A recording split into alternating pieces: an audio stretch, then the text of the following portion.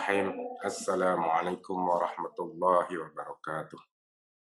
Alhamdulillah nahmaduhu wa nasta'inuhu wa nastaghfiruh wa na'udzu billahi min syururi anfusina wa min sayyiati a'malina. May yahdihillahu fala mudilla lahu wa may yudlilhu fala hadiya.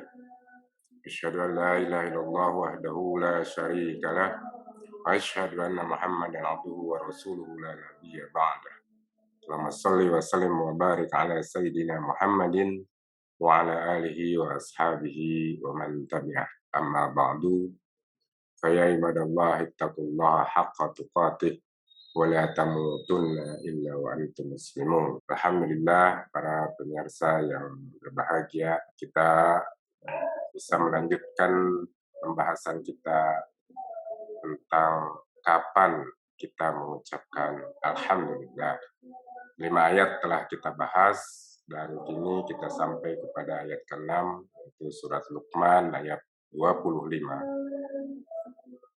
Perintah mengucapkan hamdalah atau alhamdulillah di sini adalah merupakan jawaban atas pengakuan terhadap kekuasaan Allah Subhanahu wa taala sebagai pencipta alam semesta. Pengakuan itu menunjukkan bahwa hujah atau bukti tauhid telah terbukti dalam pengakuan tersebut.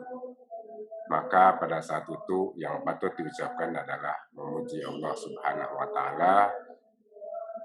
Dari sini ayat dari surat Luqman ayat yang ke-25 konteksnya hampir sama dengan ayat sebelumnya, yakni di surat Al-Ankabut ayat 63. Kalau surat Al-Ankabut ayat 63 yang dipertanyakan adalah siapa yang memberikan air dari langit.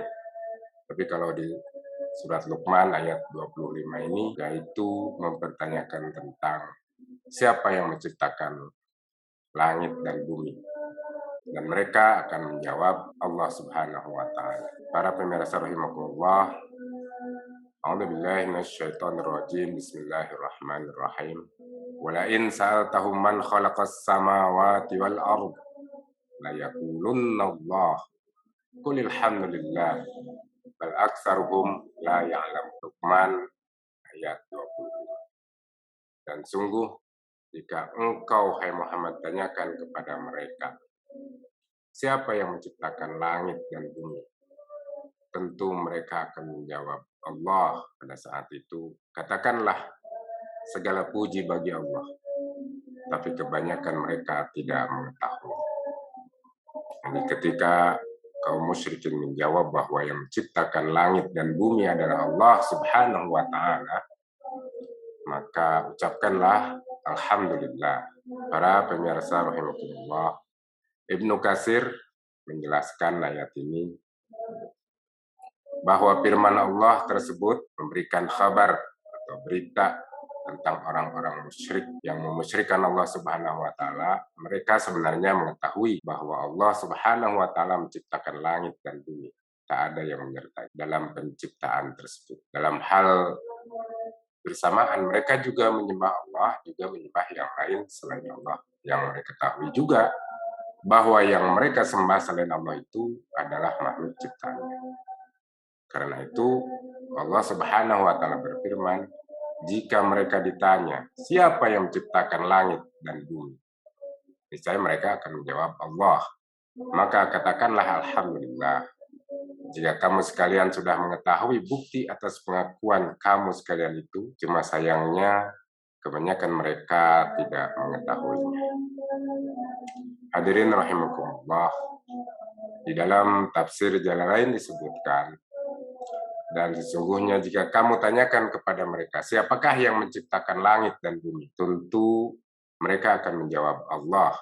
Katakanlah segala puji bagi alhamdulillah atas menangnya hujah tauhid atas mereka. Tapi kebanyakan mereka tidak mengetahui apa yang seharusnya mereka lakukan, yaitu mentauhidkan Allah Subhanahu wa taala. Para pemirsa rahimakumullah, dalam tafsir lain As-Sa'di menuliskan penjelasan ayat Luqman yang ke-25 tersebut, jika kamu tanyakan kepada orang-orang musyrik yang mendustakan kebenaran itu, siapa yang ciptakan langit dan bumi?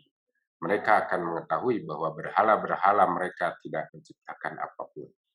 Dan mereka pasti akan segera menjawab dengan mengucapkan, Allah lah satu-satunya yang menciptakan langit dan bumi.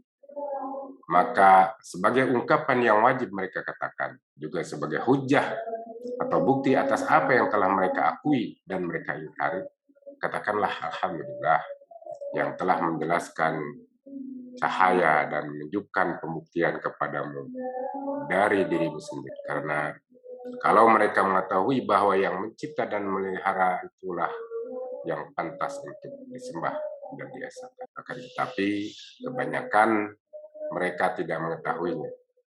Oleh karena itu mereka memusyrikkannya dengan yang lain. Maksudnya dengan selain Allah Subhanahu. Dan mereka rela untuk berlawanan dengan pendapat mereka sendiri atas dasar keraguan. Bukan atas dasar pandangan atau keyakinan hati nurani.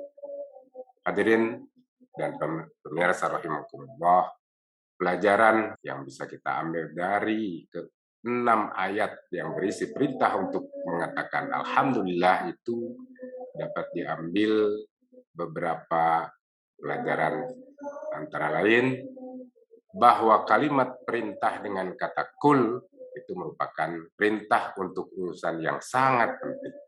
Penting untuk dikatakan pada situasi tertentu supaya disadari sendiri oleh komunikan atau oleh sasaran perintah itu saat perintah itu disampaikan. Yang kedua, mengucapkan hamdalah saat mendengarkan orang yang menghinakan Allah Subhanahu wa taala sebagai jawaban atas apa yang mereka hinakan dengan mengakui segala sifat-sifat mulia Allah Subhanahu wa taala. Katakanlah alhamdulillah, misalkan dalam surat Al-Isra ayat 111. Ayat ini juga disebut ayat Al-Izzah atau ayat keagungan Allah Subhanahu. Yang ketiga, mengucapkan hamdalah saat terbebas dari bahaya dan dari kezaliman orang-orang zalim, seperti pada kisah kaum Nabi Nuh alaihi salam. Al-Mu'minun ayat 24. Yang keempat, mengucapkan hamdalah jika mendengar kisah keselamatan orang-orang yang beriman dari kezaliman orang-orang yang zalim. Bahkan dilanjutkan dengan mendoakan mereka, orang-orang yang beriman, serta para nabi dan rasul alaihi salam yang telah selamat dari azabnya Allah Subhanahu wa taala, yang telah terbebas dari kezaliman orang-orang yang zalim. Seperti yang diungkap dalam surat An-Naml ayat 59.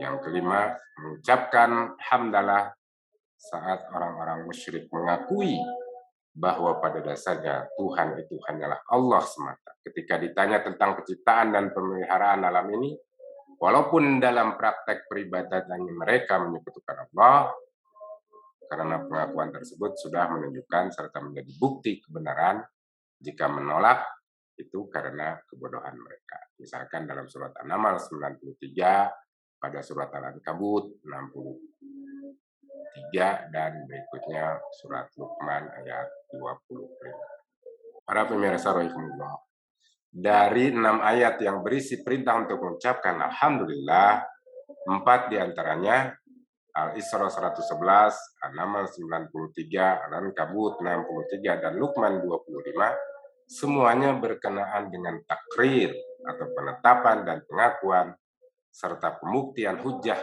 atas ketauhidan, tauhid uluhiyah dan tauhid rububiyah. Pelajaran yang ketujuh dari ayat takrir antara lain adalah teknik berdialog dalam berdakwah.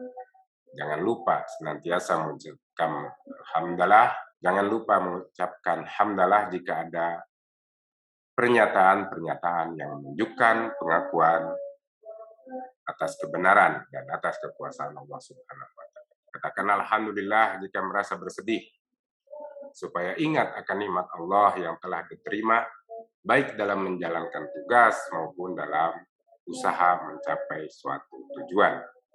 Ucapkanlah alhamdulillah, ini yang ke-9, pelajaran ke-9, ucapkanlah alhamdulillah dalam berbagai kondisi yang dialami dan berbagai nikmat yang diterima. Ingat saat berzikir, usai sholat, ketika mengakhiri ucapan hamdalah dan akan berpindah kepada zikir lain selalu disebutkan alhamdulillah ala kulli halin wa ni'matin. Artinya kita mengucapkan alhamdulillah, syukur kepada Allah, mengakui keagungan Allah atas segala nikmat dan atas segala kondisi yang kita terima. Dan pelajaran 10, ucapkanlah alhamdulillah seperti contoh yang tertera dalam ayat-ayat lain, seperti dalam surat Al-Fatihah, Al-An'am, Al-A'raf, dan lainnya, yang jumlahnya ada sekitar 17 ayat. Hadirin dan para pemirsa rahimakumullah, mudah-mudahan kita termasuk orang yang pandai mensyukuri nikmat Allah dan pandai mengagungkan Allah Subhanahu wa taala serta membersihkan tauhid kita, dan dengan senantiasa berucap alhamdulillahirabbil alamin dalam berbagai kondisi. Saat-saat kita harus mengucapkan alhamdulillah sebagaimana yang telah diungkapkan di muka.